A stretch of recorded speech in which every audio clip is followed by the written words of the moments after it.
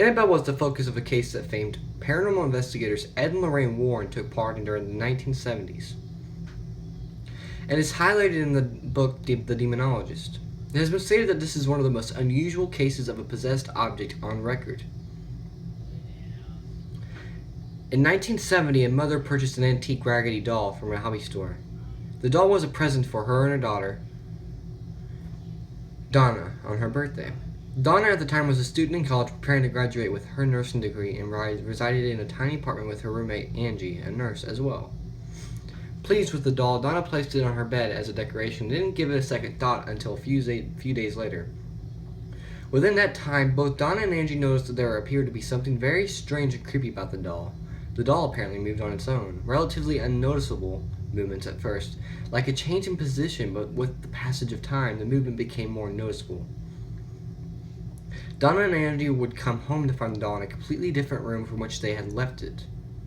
Sometimes the doll would be found cross-legged on a couch with its arms folded. Other times it was found upright, standing on its feet, leaning against a chair in the dining room.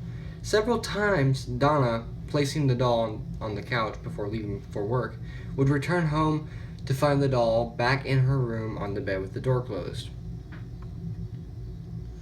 So one night, Donna came home to find the doll had moved again. This time it was on her bed. Donna had come to find that this was typical of the doll, but somehow she knew this time it was different. Something wasn't right. A sense of fear came over her when she inspected the doll and saw what looked like blood drops on the back of its hands and chest, seemingly from nowhere. A red liquid had appeared on the doll. Scared and desperate, Donna and Angie decided it was time to seek expert advice. Not knowing where to turn, they contacted a medium. A seance was held. Donna was then introduced to the spirit of Annabelle Higgins. The medium related the story of Annabelle to both Donna and Angie.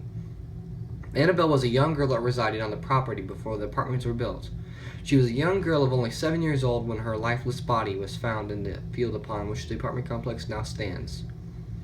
The spirit related to the medium that she felt comfort with Donna and Angie and wanted to stay with them by moving into the doll.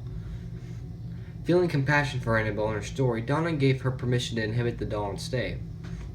They were too soon to find out, however, that Annabelle was not what she seemed.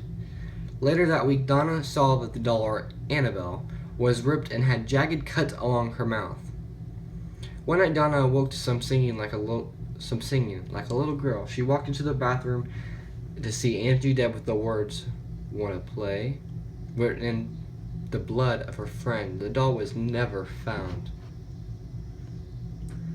Lou was a friend with Donna and Angie, and had been with them since the day the doll arrived.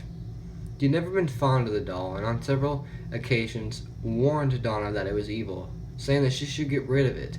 However, Donna had developed a personal tie to the doll, and decided to keep it, despite Lou's feelings. Her decision was a terrible mistake. One night, Lou awoke with a jolt of terror, a jolt that didn't seem like it was from his usual nightmare. Somehow, something felt different. What would appear to be a common case of sleep paralysis became all too real. He looked around the room but couldn't discern anything out of the ordinary, at first anyway. Looking down toward his feet, he saw the doll, Annabelle. It began to slowly glide up his leg, moving over his chest and stopping at his neck. Helpless against it, the doll began to strangle him. After a moment, Lou, at the point as his eyes blacked out, he woke the next morning certain it wasn't an ordinary night terror, and was determined to rid himself of that doll and the spirit that possessed it. Preparing for a road trip the next day, Lou and Donna were reading over maps alone in their apartment. The apartment was eerily quiet. The silence was broken when rustling sounds coming from Donna's room aroused fear that someone had broken into the apartment. Lou, determined to figure out what was causing the noise, quietly made his way back to the bedroom door. He waited for the noises to stop before entering and turning on the light.